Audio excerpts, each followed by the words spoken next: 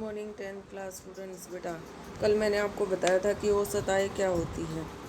ठीक है, देशों के बीच तुलना करने के लिए कि कुल आय इतना उपयुक्त माप नहीं है, क्योंकि देशों की जनसंख्या अलग अलग होती है और किसी की जो औसत आय है वो निकालने के लिए, क्योंकि जो औसत आय होती है वो देश की कुल आय को कुल जनसंख्या से भाग देकर निकाली जाती है। इसको हम औसत आय कहते हैं या प्रति व्यक्ति आय भी कहते हैं। विश्व बैंक की विश्व विकास रिपोर्ट 2006 के अनुसार देशों का वर्गीकरण करने में इस मापदंड का प्रयोग किया गया। वे देश जिनकी 2004 में प्रति व्यक्ति आय 4,53,000 रुपये प्रति वर्ष या उससे अधिक है, उसे समृद्ध देश की श्रेणी में डाला गया, और वे देश जिनकी प्रति व्यक्ति आय 37,000 रुपये प्रति वर्ष या उससे कम है, उन्हें निम्न आय वाला देश कहा गया। तो 2006 के अनुसार भारत में प्रति व्यक्ति जो आय 2004 के अनुसार भारत में प्रति व्यक्ति आय जो है वो 28,000 रुपये प्रति वर्ष थी, इसलिए भारत जो है निम्न देश की श्रेणी में आता है। ठीक है बेटा, तो ये मैंने औसत कैसे निकाली जाती है उसके बारे में बताया। तो आय और उसके मापदंड के बारे में आपने देखा कि देखो, जैसे पंजाब है, पंजाब के अंदर प्रति व्यक्ति आय कितनी है 26,000 रुपये। केरल है, केरल में 22,800 रुपये।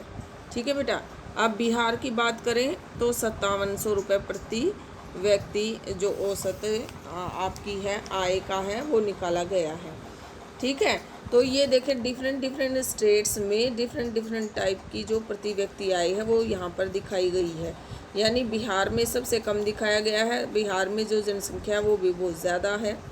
केरल में 22,800 दिखाया गया है। इतनी साक्षरता दर होने के बाद भी जो जॉब्स वगैरह हैं वो वहाँ पर कम है, क्योंकि एक ही तरह की जो भूमि है एक ही तरह की फसल का उत्पादन जो है केरल में किया जाता है। ऊपर से पंजाब में 26,000 रुपये के हिसाब से दिखाया गया है सबसे ज़्यादा, क्योंकि यहाँ पर जो शिशु मृत्यु दर है वो सबसे ज़्यादा है, लेकिन फिर भी यहाँ के जो व्यक्ति हैं उनकी आय ज़्यादा है। तो 3 डिफरेंट स्टेट्स में उनकी प्रति व्यक्ति आय यहाँ पर दिखाई गई है। तो हर एक व्यक्ति की जो विकास की गति है वो अलग अलग प्रकार की हो सकती है। ठीक है, नेक्स्ट मैंने आपको कराया था शिशु मृत्यु दर। शिशु मृत्यु दर क्या होती है? जैसे मैंने पंजाब, केरल और बिहार का प्रति व्यक्ति यहाँ पर दिखाया है, वैसे ही यहाँ पर मैं शिशु मृत्यु दर के बारे में भी आपको बता रही हूँ। यहाँ पर क्या होता है कि प्रत्येक जो 1,000 जो व्यक्ति होते हैं उसके अंदर जो छोटे बच्चे जो 1 साल से कम जिनकी आयु है उनका जो मृत्यु हो जाती है, यानी कि 1 वर्ष के होने से पहले ही उनकी मृत्यु हो जाती है, उसे शिशु मृत्यु दर कहा जाता है। ठीक है, किसी वर्ष में पैदा हुए 1,000 जीवित बच्चों में से 1 वर्ष की आयु से पहले मर जाने वाले बच्चों का अनुपात जो होता है वो शिशु मृत्यु दर होता है। तो शिशु मृत्यु दर क्या होती है ये मैंने यहाँ बता दिया आपको, 1 मार्क्स का क्वेश्चन आ सकता है। फिर है साक्षरता दर किसे कहते हैं? साक्षरता दर 7 वर्ष और उससे अधिक आयु के लोगों के साक्षर जनसंख्या का अनुपात साक्षर दर कहलाता है। तो बेटा आपको यहाँ याद रखना है साक्षरता दर क्या होती है। फिर है निवल उपस्थिति अनुपात क्या होता है? निवल उपस्थिति अनुपात 6 से 10 वर्ष की आयु के स्कूल जाने वाले कुल बच्चों का उस आयु वर्ग के कुल बच्चों के साथ प्रतिशत निकालकर निवल उपस्थिति अनुपात निकाला जाता है। ठीक है बेटा, तो यहाँ पर ये आपके 3 शॉर्ट क्वेश्चन निकल रहे हैं। शिशु मृत्यु दर किसे कहते हैं, साक्षरता दर किसे कहते हैं, निवल उपस्थिति अनुपात किसे कहते हैं। नेक्स्ट देखें बेटा, तो ये मैंने आपको इस तरह से बताया शिशु मृत्यु दर के बारे में। ये यहाँ पर एक पिक भी दिखाई गई है, ये आप देख सकते हैं डॉक्टर्स की, और एक छोटे बच्चे की पिक्स यहाँ दिखाई गई है। अधिकांश शिशुओं को बुनियादी स्वास्थ्य सुविधाएं नहीं मिल पाती हैं, जिसके कारण उनकी जो मृत्यु हो जाती है। ठीक है, तो नेक्स्ट हम देखेंगे सार्वजनिक सुविधाएं। अब पंजाब में जो औसत प्रति व्यक्ति या औसत व्यक्ति की आय केरल के औसत व्यक्ति की आय से अधिक है। इस टेबल के अंदर मैंने आपको बताया था कि जो पंजाब और केरल है, पंजाब और केरल, बिहार प्रति व्यक्ति आय दिखाई थी यहाँ पर मैंने, हम उसी के बारे में डिस्कस कर रहे हैं। तो यहाँ देखें औसत व्यक्ति की आय से अधिक है, ठीक है। लेकिन इन महत्वपूर्ण क्षेत्रों में वह केरल से पीछे है।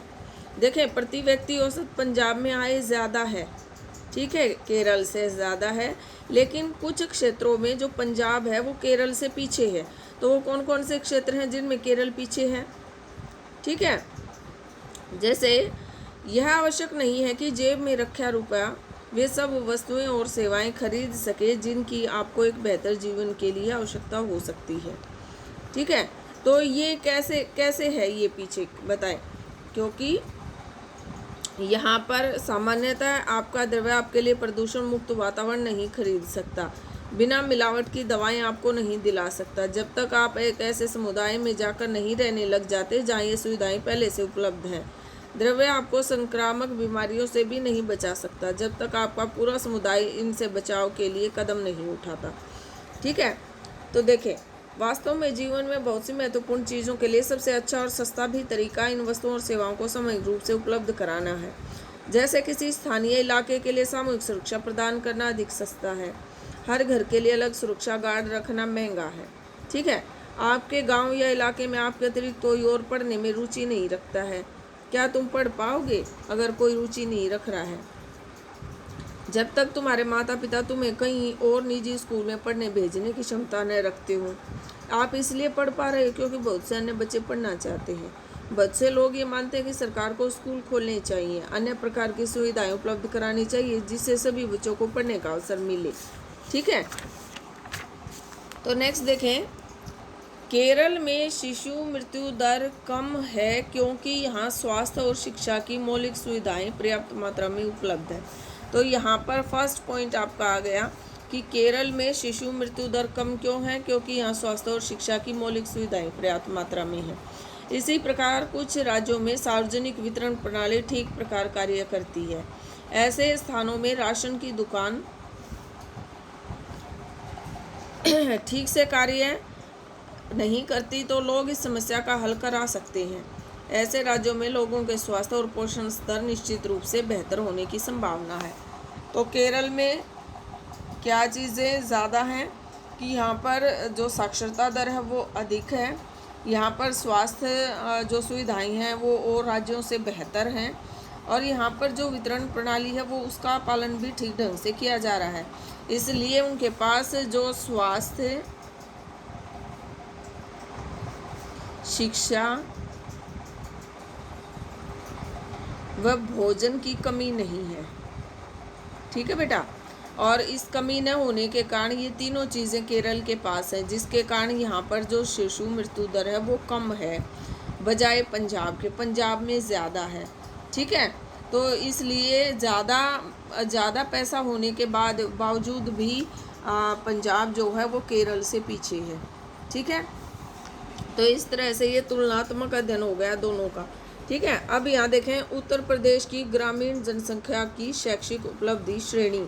यहाँ पर देखें 10 से 14 वर्ष के बच्चों में साक्षरता दर, ग्रामीण जनसंख्या की साक्षरता दर 52% जो पुरुष हैं और 19% महिलाएं। देखें कितना डिफरेंस है दोनों में, ग्रामीण क्षेत्र का है उत्तर प्रदेश का। तो महिलाएं बहुत कम पढ़ी लिखी हैं। 10 से 14 वर्ष के बच्चों में साक्षरता दर 68% बॉयज़ में है और 39 गर्ल्स में है। आप देख सकते हैं कितनी कम है, दोनों का तुलनात्मक अध्ययन करने से पता चल रहा है। 10 से 14 वर्ष की आयु के स्कूल जाने वाले बच्चे, ये देखें यहाँ पर जो स्कूल जाने वाले बच्चे हैं ये हैं। ठीक है, फिर यहाँ दिया गया ग्रामीण बच्चों की प्रतिशत, टोटल निकाल के दे दिया गया है यहाँ पर कि जो स्कूल में प्रतिशत है वो इतना 64 जो बॉयज़ हैं और 31% जो हैं वो गर्ल्स हैं। तो इनकी तुलना करने से आपको पता चलेगा कि गाँव में कितना अंतर है। लड़कों को ज़्यादा तवज्जो दी जाती है और लड़कियों को बहुत कम दी जाती है। ठीक है, तो इस तरह से हमें पता चलता है कि जो हमारी जो शिक्षा है उसकी तरफ रुझान बहुत ही कम है और हमें ज़्यादा से ज़्यादा इसकी तरफ ध्यान देने की ज़रूरत है। ठीक है, अब नेक्स्ट देखे बेटा, मानव विकास रिपोर्ट क्या होती है। नेक्स्ट क्वेश्चन आपका बन रहा है मानव विकास रिपोर्ट। देखिए यूएनडीपी द्वारा, याद रखना है आपको, यूएनडीपी द्वारा प्रकाशित मानव विकास रिपोर्ट देशों की तुलना लोगों के शैक्षिक स्तर, उनकी स्वास्थ्य स्थिति और प्रति व्यक्ति आय के आधार पर करती है। भारत और उसके पड़ोसी देशों की 2006 की मानव विकास रिपोर्ट के कुछ संबंध आंकड़ों पर दृष्टि डालना रुचिकर होगा। तो ये भारत और उसके जो पड़ोसी देश हैं उनकी से संबंधित जो रिपोर्ट है, मानव विकास रिपोर्ट है, उसके बारे में हम जानेंगे। ठीक है, तो देखिए प्रति व्यक्ति आय अमेरिकी डॉलर के हिसाब से यहाँ पर दिखाई गई है। श्रीलंका के अंदर देखें, ये भारत के अंदर, ये हम प्रति व्यक्ति आय देख रहे हैं पड़ोसी देशों के साथ। ये देखें, अब जन्म के समय संभावित आयु, ये देखें,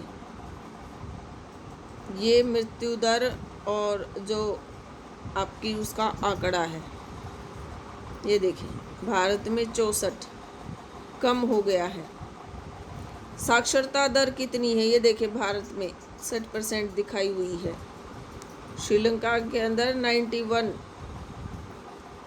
और म्यांमार के अंदर 90, भारत के अंदर देखें बिल्कुल कम ही दिखाया गया है। फिर यहाँ देखें 3 स्तरों के लिए सकल नामांकन अनुपात, ये देखें 60। यहाँ देखें विश्व में मानव विकास सूचकांक का जो क्रमांक है उसके अनुसार जो ग्रेड दिया गया है। अब देखें HDI का अर्थ है मानव विकास सूचकांक। ऊपर दी गई तालिका में सूचकांक का क्रमांक कुल 177 देशों में से है, 177 देशों में से निकाला गया है। जन्म के समय संभावित आयु, जैसा कि नाम से स्पष्ट है, व्यक्ति को जन्म के समय औसत आयु की संभावना दर्शाती है। तीनों स्तरों के लिए सकल नामांकन अनुपात से अर्थ है प्राथमिक स्कूल, माध्यमिक स्कूल, उससे आगे पढ़ने के उच्च शिक्षा के लिए नामांकन। फिर है प्रति व्यक्ति आय की गणना सभी देशों के लिए डॉलर में की जाती है ताकि उसकी तुलना की जा सके। यह इस तरीके से भी की जाती है कि $1 किसी भी देश में समान मात्रा में वस्तुएं और जो सेवाएं हैं वो खरीद सके। ठीक है बेटा, अब हम पढ़ेंगे विकास की धारणीयता। ठीक है, तो विकास की धारणीयता क्या होती है? ठीक है, हमने विश्व को अपने पूर्वजों से उत्तराधिकार में प्राप्त नहीं किया है, हमने इसे अपने बच्चों से उधार लिया है। ये कोटेशन दी गई है यहाँ पर। बट हम विकास की धारणीयता, विकास को जिस तरह परिभाषित करें, अभी के लिए मान ले कि विशेष देश काफ़ी विकसित हैं, हम निश्चित रूप से चाहेंगे कि विकास का यह स्तर और ऊंचा हो, कम से कम भावी पीढ़ी के लिए यह स्तर बना रहे। स्पष्ट रूप से है कि 20वीं सदी के उत्तरार्ध में बहुत से वैज्ञानिक यह चेतावनी देते आ रहे हैं कि विकास का वर्तमान प्रकार और स्तर धारणीय नहीं है। एक उदाहरण के माध्यम से मैं आपको समझाना चाहूँगी। ये देखें, पानी निकालने के लिए जो कुआं है उसका स्तर, पानी का स्तर कितना नीचे चला गया है। ये देखें, जो महिला है वो पानी निकालने की कोशिश कर रही है। यहाँ देखें उदाहरण के, हाल के प्रमाणों से पता चलता है कि देश के कई भागों में भूमिगत जल का स्तर अति उपभोग होने के कारण गंभीर संकट है। आप यहाँ देख पा रहे हैं अत्यधिक दोहन के कारण जो भूमि का जो जल स्तर है वो लगातार कम होता जा रहा है, बिल्कुल नीचे आ गया है। ये देखिए, ठीक है। 300 जिलों में से सूचना मिली है कि वहाँ पिछले 20 सालों में पानी के स्तर में 4 मीटर से अधिक की गिरावट आई है। देश का लगभग 1/3 भाग भूमिगत जल भंडारों का उपयोग कर रहा है। यदि इस साधन के प्रयोग करने का वर्तमान तरीका जारी रहा तो अगले 25 वर्षों में देश का 60% भाग इस साधन का उपयोग कर रहा होगा। भूमिगत जल का अति उपयोग विशेष रूप से पंजाब और पश्चिमी उत्तर प्रदेश के कृषि की दृष्टि से क्षेत्रों में, समृद्ध क्षेत्रों, मध्य और दक्षिण भारत के चट्टानी पठारी प्रदेशों, कुछ तटवर्ती क्षेत्रों और तेजी से विकसित होती शहरी बस्तियों में पाया जाता है।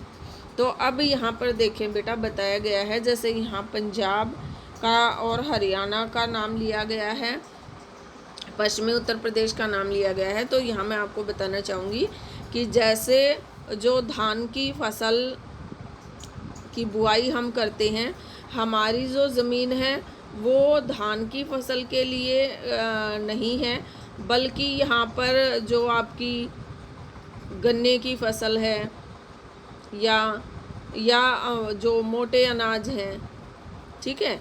तो मोटे अनाज जैसे कि ज्वार है, बाजरा है, ठीक है, उनके लिए ज़्यादा उपयुक्त है बजाय धान के, ठीक है बेटा। तो ये अगर हम फसलों का उत्पादन करेंगे तो जो भू स्तर है, भूमि का जो जल स्तर है, ठीक है, भूमि के अंदर जो जल स्तर है उसका जो स्तर है वो ऊपर उठना शुरू हो जाएगा। लेकिन लगातार अगर हम धान की बुआई करेंगे तो इसमें क्या क्या है, पानी की ज़्यादा आवश्यकता होती है, ठीक है, पानी की ज़्यादा आवश्यकता होती है। और इन फसलों में जो है पानी की कम आवश्यकता होती है, ठीक है बेटा। तो अगर हम इन फसलों का उत्पादन करेंगे तो निश्चित रूप से जो भूमि जल स्तर है वो ऊपर की तरफ उठ जाएगा। लेकिन अगर हम इन जैसी फसलों का उत्पादन करेंगे तो जो पानी की ज़्यादा यहाँ पर आवश्यकता होगी इस फसल के लिए, और अत्यधिक जो भूमि जल है, भूमि का के अंदर पाया जाने वाला जो मीठा पानी है जिसको हम पीने में यूज़ करते हैं, पीने का जो पानी होता है वो गिरता जाएगा उसका स्तर। जैसा कि मैंने चित्र के माध्यम से आपको दिखाया कि ये देखें, बिल्कुल जो भौम स्तर है यहाँ पर होना चाहिए था लेवल, और यहाँ की बजाय हर साल जो है ये घटता जा रहा है, घटता जा रहा है। एक जो लेयर है वो ऑलरेडी हमने क्रॉस कर ली है, फिर हमने दूसरी लेयर को क्रॉस कर लिया है, अभी हम तीसरी लेयर भी क्रॉस करने वाले हैं और हम लास्ट स्टेज पे पहुँच जाएंगे, ठीक है। और इसके अंदर क्या होगा, फिर जो भौम जल स्तर है वो ख़त्म हो जाएगा, और कैसा, खारा पानी, समुद्र का जो पानी है वो ऊपर आना शुरू हो जाएगा, खारा पानी। और खारा पानी आपको पता है कि किसी भी काम नहीं आता है। तो मीठा पानी हमें किस लिए चाहिए, मीठा पानी हमें पीने के लिए चाहिए। और जो मीठा जो पानी होता है उसका प्रयोग हम पीने के लिए करते हैं, और बिना पानी पिए हम ज़्यादा से ज़्यादा 1 या 2 दिन हम रह सकते हैं, उससे ज़्यादा हम नहीं रह सकते हैं। अगर हमें पीने का पानी उपलब्ध नहीं होगा तो खारा पानी पिया नहीं जा सकता, और जल्दी जल्दी जो मृत्यु हमारी होनी शुरू हो जाएगी, ठीक है। और इसका असर जो है हमारी जो जनसंख्या है, किसी भी देश की जो जनसंख्या है उस पर पड़ेगा, और हमारा जो विकास है वो जो है रुक जाएगा। इसलिए ज़रूरी है कि ऐसी फसलों को अवॉइड करके इन फसलों के ऊपर ध्यान दिया जाए, ताकि जो भौम जल स्तर है उसको बढ़ाया जा सके। तो इस उदाहरण के माध्यम से आपको समझ आ गया होगा कि जो आपका जो विकास की धारणीयता है वो किस तरह से, जो हम किस प्रकार से वर्तमान समय में धारणीय नहीं है।